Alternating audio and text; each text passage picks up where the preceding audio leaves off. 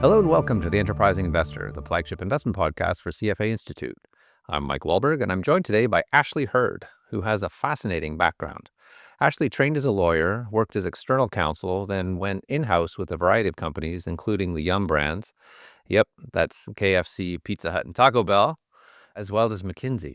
In the midst of that, Ashley moved into leadership over both legal and HR, which she's leveraged to train over 250,000 managers and to write her upcoming book, The Manager Method: Practical Strategies to Lead with Purpose and Confidence. We're going to talk about how listeners can be a better manager, maybe better manage their managers, and to spot good managers when either job hunting or investing.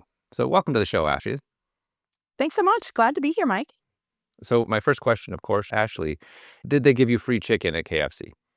I will be totally honest. While I do not know the secret recipe, I should know it now because we did. Not only did we get free chicken, we could get free test products. And so your mind might be blown at some of the different combinations of chicken and bacon and love that we would get. And also, there's nothing like it being socially acceptable after, when I was a lawyer or working with people issues, like a tough conversation, to go get a nachos Bel Grande in the middle of the day and just walk back to your desk with it. And so I can't say it was my healthiest self, but it was a really great culture. And what I did learn is there are a lot of restaurant managers that were incredible people leaders, even more Mm, so than senior partners at McKinsey with, literally 5 Ivy League degrees. wow. Yeah, I can definitely see myself as a fatter version of myself if I had that job. Thank God I've never worked in that space. But my first job ever actually was working decorating donuts for a donut shop in my local town. So that was as close as I Wow. got. Yeah. But are you good at decorating now? And do you decorate now?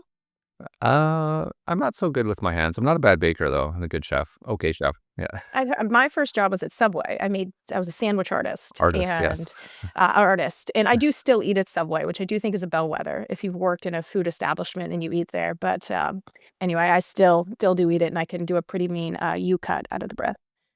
Great. Well, now that we've settled that, I'm curious about your migration from law to consulting, about really the softer side of the corporate experience. Can you tell me, was there a moment that crystallized for you the importance of great leadership, or even what that looked like, maybe? And for me, great leadership, what I learned is that great leadership isn't something that you have to go ask for budget for or really takes a lot of time. The number one skill I found in leadership is communication. So for me, for example, I had worked actually in the external law firm environment. I worked a lot of hours. I was a litigator. My cases were all over the country. And I went from that to working in-house, doing legal for a large radio company. It was a publicly traded company. They didn't have a strategic HR department. So that's the first time I really took that on as well. And so one example of leadership was when I was interviewing with my future boss, who at that point in time was my client, who was the general counsel of the company. He was a man with 2 kids, who were teenagers, a stay-at-home wife, and a nanny. And so I, on the other hand, had a young toddler. My husband and I both worked. I was really worried because what had happened to me was I was working so much, I definitely did not feel like a very present mother or present for myself. But of course, those are the things I'm never gonna bring up in an interview because all I wanna do is get this job. But during the interview, the general counsel said, "One thing I wanna share is you'll take a pay cut coming here, going from private practice into working in-house. It's part of the deal, maybe 25%, but" said, "Part of your compensation is a really predictable schedule. You'll work 8 to 5. You won't be on call at nights and the weekends. We have a lot of fun here. We do good work, but we really take that seriously, but that is part of what I'd say is your package." And for me, hearing that, I mean, in not me asking a question that led to that, but that him proactively bringing that up to me and it actually being true in practice was incredible. And there was a lot that led to that. Yeah, there was he and a colleague had created a lot of systems that made that possible. We were a super, super lean team. But for me, it was this aspect of I'd always assumed success meant that you just were going to give up hours. And that was just, kind of the reality of things. Mhm. But I learned, and we did really good work. We did really big work, but we did it with a team of 3 lawyers in, at that point in time, a billion-dollar company. And it transformed, for me, what I thought was just sacrificing a lot of aspects of your life. And so for me, and it's sometimes you're gonna have times that you work more, things are gonna be tough, but this aspect of communication, and so that's brought for me, like, as a lawyer, the number one thing I saw happen were, like, well, some really choices that people made, especially in leadership, that they shouldn't have done. But a lot of things aren't going to be in lawsuits. What you see more often is people that choose to leave, or how they show up to work one day, how they're going to work for you, if they're client facing, how they're going to work with clients. And a lot of the impact of that comes from the manager and what kind of culture you're setting for your team. Yeah, well, it sounds like he proactively tried to counteract some of the bad habits that people get into in law, and certainly in finance. You get these temptations to have FaceTime, which existed before Apple, of course. Just being there until the boss goes home, or bosses having extreme expectations on their team. So I can see how that was beneficial to you, at least in terms of managing your life and knowing that you could have some control over it.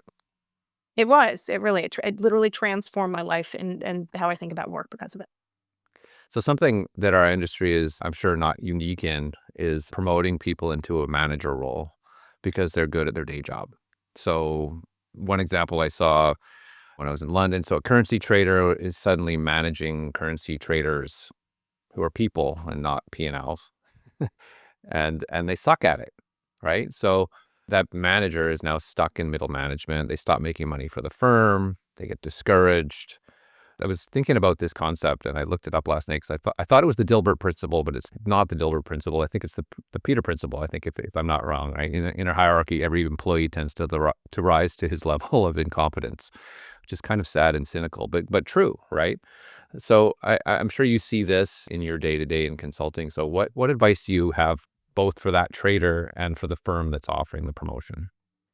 I do see this. And for some credibility, I know on the podcast, the description if someone has a CFA at each podcast episode, if they have a CFA, you have the letters CFA after this. And people will probably not be shocked that I was not a CFA and had not been working at KFC. Those are the letters I had instead, or JD, I guess. But I can say daughter of CFA. My father was a CFA, and he actually got his CFA when he was in his 40s. I was in high school. So I saw him studying for it. He was a grader. So I will add that to those listening. I have observed it, which is probably part of the reason I'm doing this and not being a CFA because I saw how much work it is. But it is really common, and you see it. You see it in sales environments. You see it in every sort of function.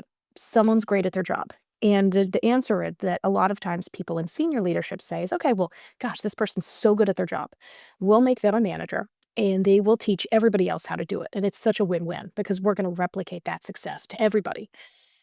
And all of a sudden that win-win isn't. It becomes a lose-lose, and part of that is because you're good at your job and you go and you're gonna manage people. Well, some of it, even just taking the work aspects of it, people say, "Oh, can you teach this new person?" You may think to yourself, I mean, either it's been a long time since I learned all of these things, or I can't remember how I learned this, or now, if you're the top performer on the team, then there's probably a lot of people on the team who aren't. So maybe you're managing your peers, or now you're trying to coach someone who's not performing, who you looked at in the past as like a coworker, like, I don't want to work with this person on a project. Now you're not just working with them on a project. You're responsible for their career and their work and how they're coming across. And so it's really hard. And that's just from the work perspective. Take into account, all of a sudden now someone needs to take time off right when you've landed a new client and have pitched them as the go-to person. And so it's really dealing with both from a delegation, a performance, a coaching perspective to all the realities of being a people manager. And the gap that I see is that sometimes you are like voluntold to go into that manager role, or that's really the only path you see. So I think it's really important to think as an organization of, okay, if we have this person and we make them a manager and they don't like it, is that going to be the win-win, or is it going to be a lose-lose that in the end they leave to go elsewhere and the rest of the team gets super demotivated? And so we see it in results, in engagement, in turnover. And so is there a path where this person, if they don't want to manage people, they just want to can they do that and have an expert path or whatever you want to call that? I do think it's really important. But if you're in that path where you become a manager, you're listening to this and thinking, okay, well, I'm already there. So while I might want to be an expert, I'm here, is thinking about the training that you get. That's the fault. So many organizations from small firms to large organizations really don't offer practical training. And so that's why I created Manager Method as a business and wrote the Manager Method as a book to really give managers things to do and say, because it can feel really hard, especially when you're a CFA. You've taken 3 years of exams or multiple years of exams to get there, and you're really smart at what you do. And so it can feel awful to be in a position where all of a sudden you don't know what to do. And so people management, just like finance and every other function, is a skill to learn. And so it's really, really important that people have tips on what you can do and say in different situations to drive results without driving people out the door.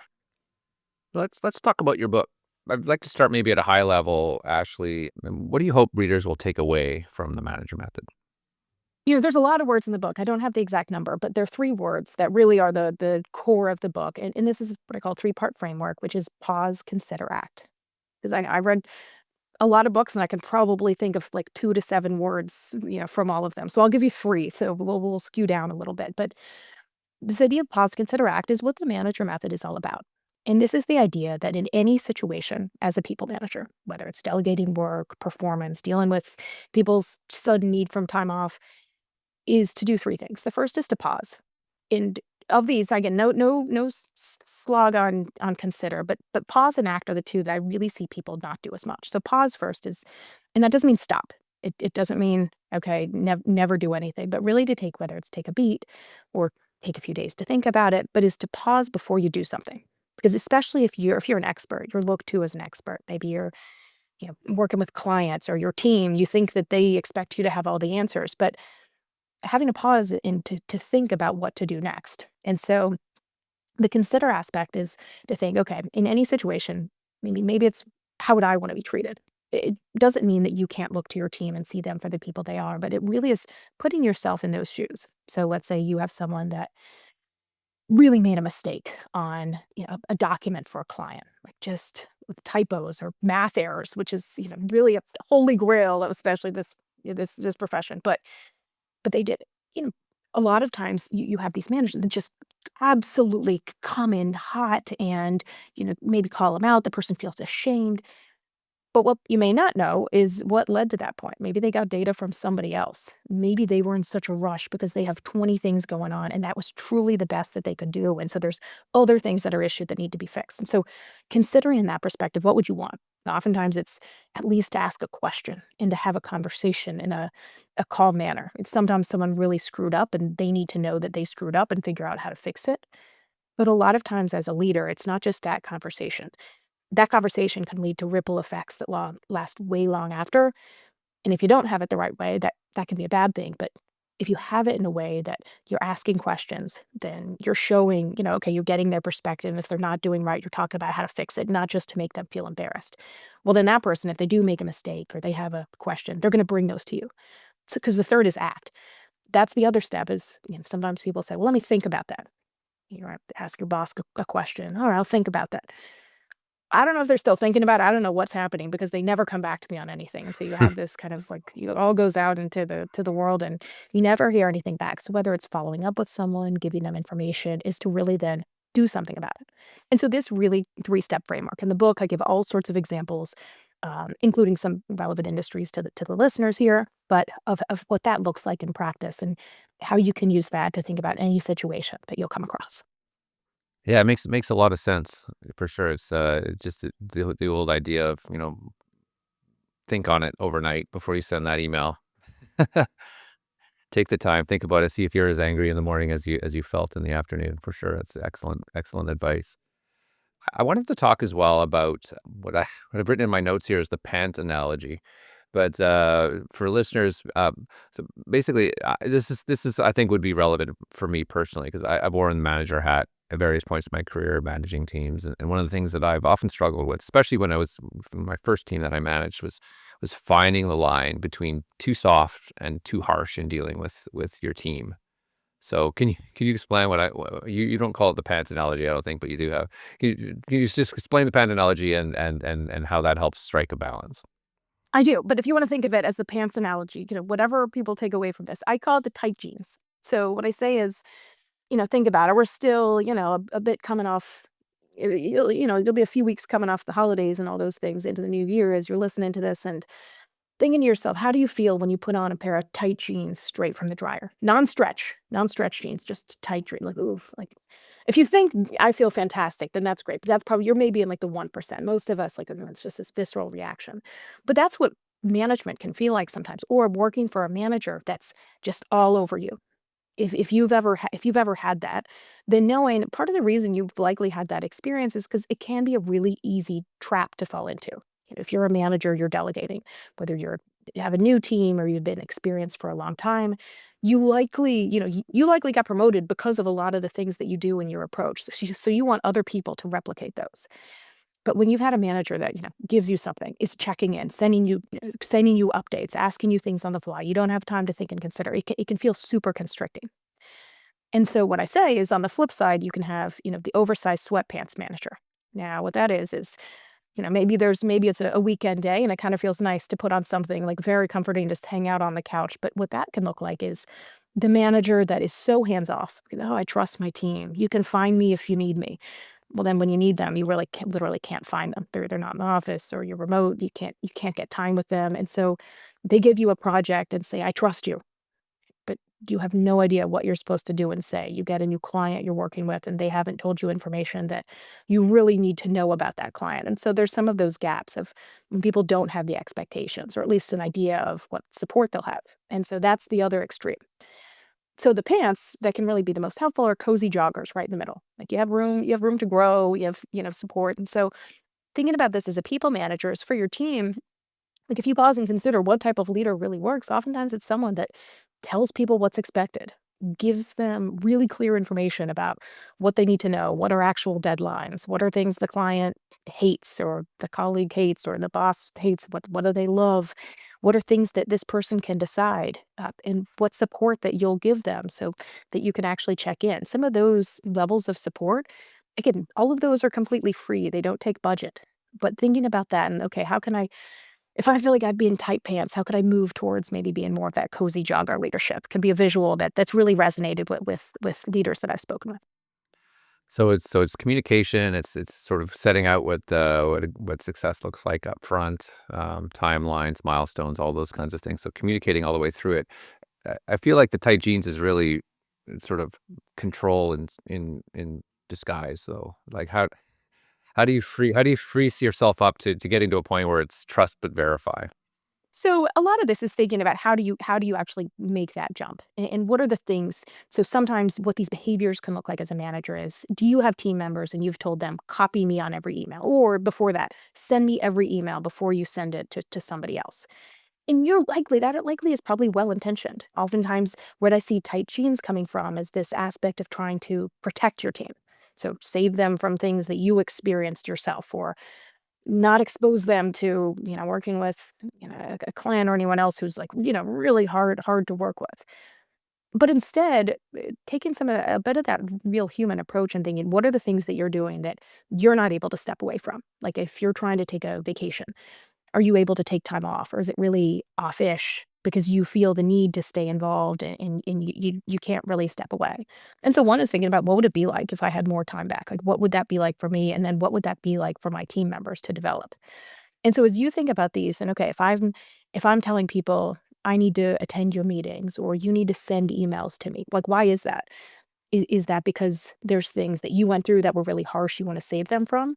Well, instead of trying to make a process around it, why don't you have a conversation and talk to your teens about the things I wish I knew, experiences I had, and have them contribute. And so some of this is more around conversation.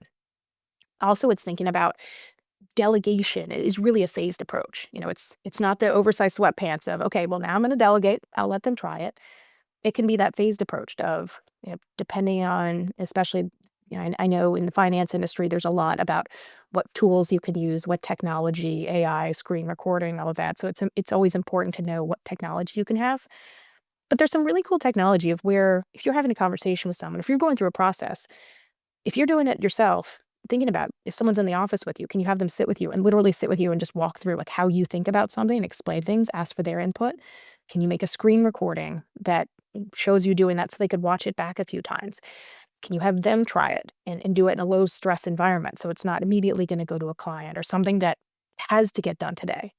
I recently heard her described as kind of like a J curve. Like oftentimes with anything you're doing, there's going to be a level of frustration if you're learning a new skill, playing an instrument, learning a new regulation. Like there's a lot of work that goes into it, but over time it gets a lot easier. And delegation is a lot like that. It takes a bit of time to invest it, some effort, but it's amazing when all of a sudden you do. you're able to step away. You're able to have people take things on in your absence, and you're not worried you're about not being needed. You have this team that's looked at to as go-tos, and so you get more time back. They're able to develop, and so investing that time can really be worth it for your own peace of mind and also be able to focus on the things that really matter and for your team's actual development. So in your book, you make the point, of course, that you have happier employees, but having happier employees drives engagement. I think you had some stats in there on Gallup driving links or deriving links to the profitability of the firm. So I'm curious of how investors should think about management quality as a performance lever, as opposed to just doing the right thing to have happy employees. It's really important because I when I talk about people doing things right, people say, "Oh, that's all nice and good." But again, when I have a deadline, when we have things to meet, we're dealing with, really huge dollar amounts. It's really easy to think of people more as spreadsheets. But if you flip and you remember that all of the people doing the work, like, yes, some of it is more technical work, but a lot of it is communication, whether it's, if you have high net worth clients that are deciding who to go with. I mean, people that have worked in those environments will know sometimes, yes, there's a lot of pressure, especially you may have family members that are involved and they're all looking at the financial results, and those really matter.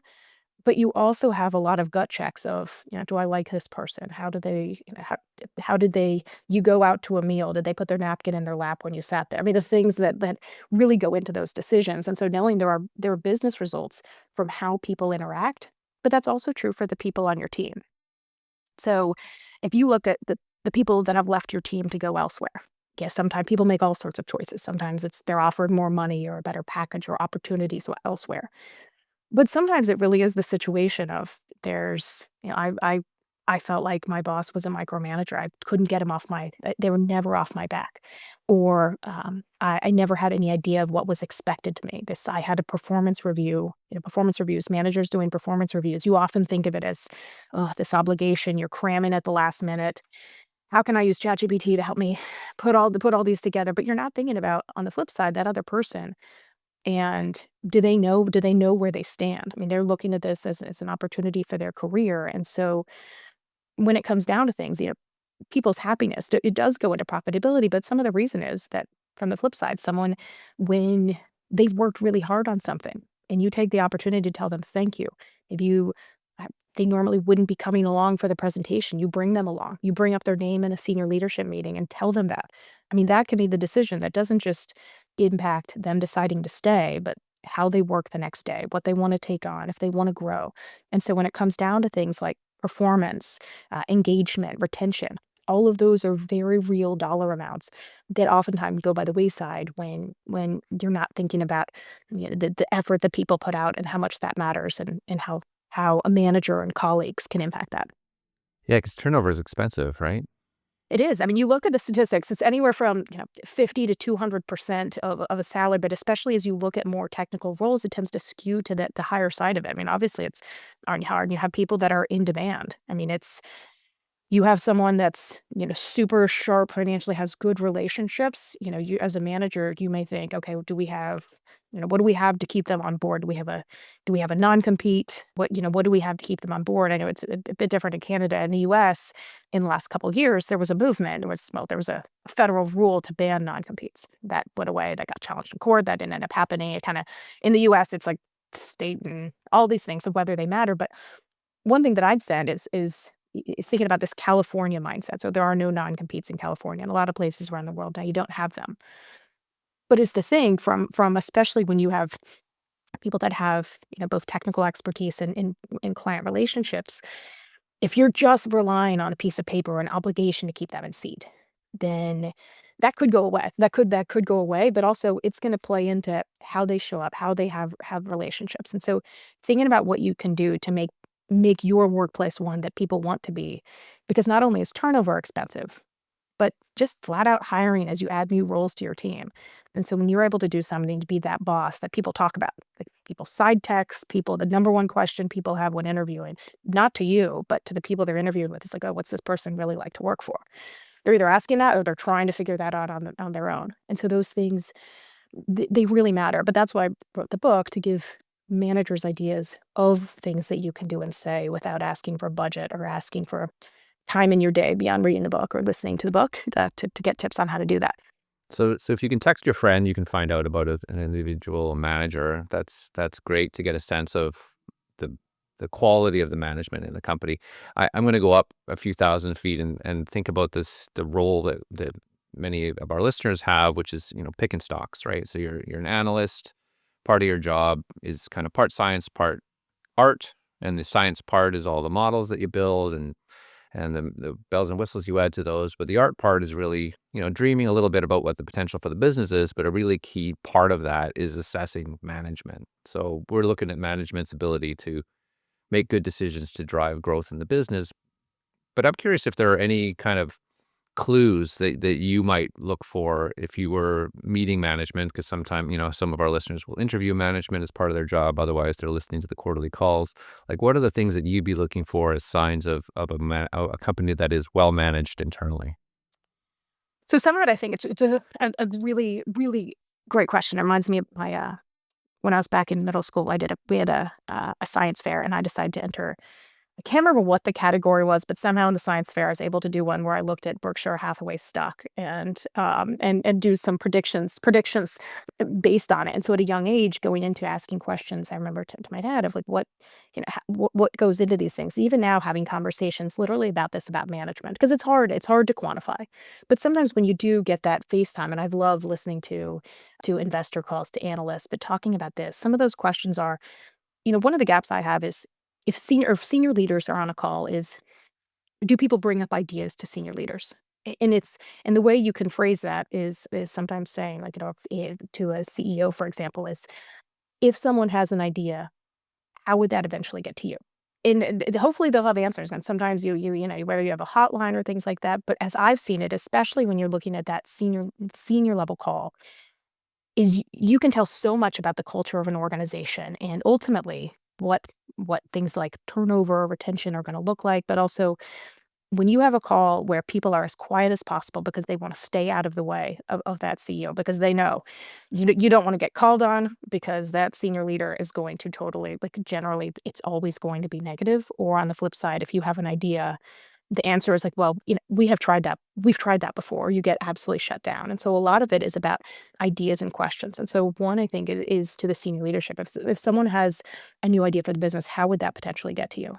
And hear what they have to say. Are they open to it? Do people have channels? Because if they don't know, and again, they may not know on the fly, but they may think, well, probably is something I should think about it, whether they're open to it. I think people's response to a lot of that is really important. But that human lens of what they're saying, what they're doing, are they thinking about the impacts that it can have to retention and engagement? So another, I think, the other question is, as you make decisions that have to do with your people, how do you think about how that would affect from everyday engagement to how that translates to performance and turnover and ask for their thoughts on it because those are real quantifiable dollars.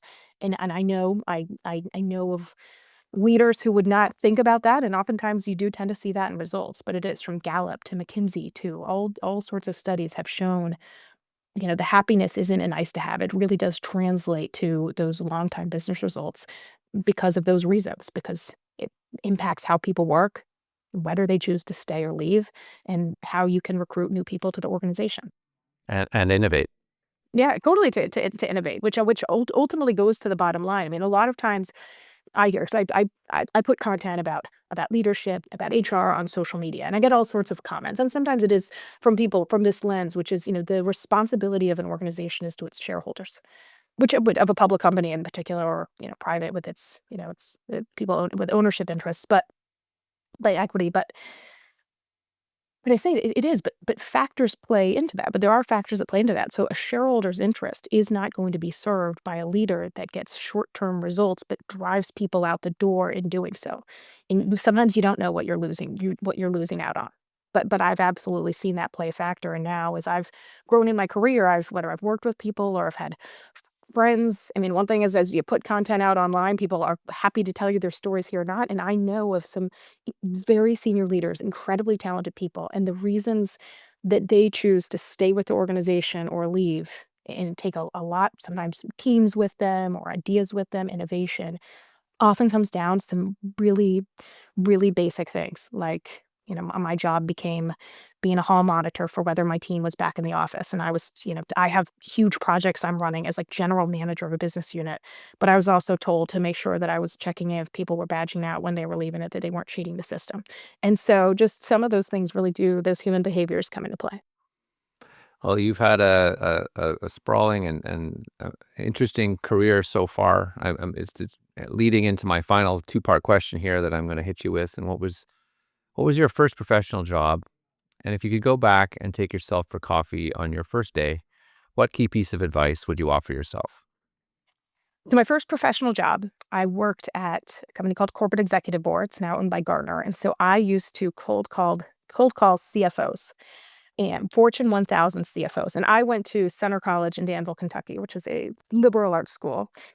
Despite having done this, project in seventh grade, and my dad at that point in time going through his CFA exam, I really didn't have that much of a finance acumen. And so I bought Fortune magazine. I learned very quickly you tended to be able to get time better if you just said the word Sarbanes-Oxley, because this was 2003. But I thickened my skin really quickly. But I also learned the human element. I mean, I knew people I worked with that were very successful, and some of their steps were they would hang up on the assistant over and over and over again until they got the CFO. Um, Sometimes I would do different things. I might come early, stay late, to get the CFO in these odd hours. I've talked to some very notable CFOs. They wouldn't remember me because they hung up on me pretty quickly after that. But is instead I developed some of the relationships with assistants and helped to build that, and that took more time. But again, some of that relationship building. So that was my first professional job in cold calling sales. But for taking myself to coffee, I really think part of it is to teach myself that you can be a leader no matter your title. It took me actually, I became a manager, like, of one. It's kind of a one-to-one relationship, dotted line, but one-to-one pretty quickly, my second year of professional work. But as far as a manager, it took a number of years to get there. But well before that, I was a leader and had an impact on my team. No matter what your title is, if you're a CEO of a huge enterprise, or you're a colleague and you don't manage anybody, you have such an impact on the way that people work and the way that they live. You can be the reason that people come to work and look forward to it. And so, or you're sharing ideas, you're helping people to develop. And so that's one thing is that I didn't take into account. I kind of assumed it, and I like making friends at work and things, or learning tips, but to really think about the impact that you have on other people and in their work, and but really their life experience outside of work. I've been speaking today with Ashley Hurd, founder and CEO of Manager Method and author of a book of the same name, due to drop in bookstores in February. Thanks for joining me today, Ashley. I really feel like I learned a lot today. Thanks for our chat. Thanks, Mike. I'm Mike Wallberg, and this has been The Enterprising Investor.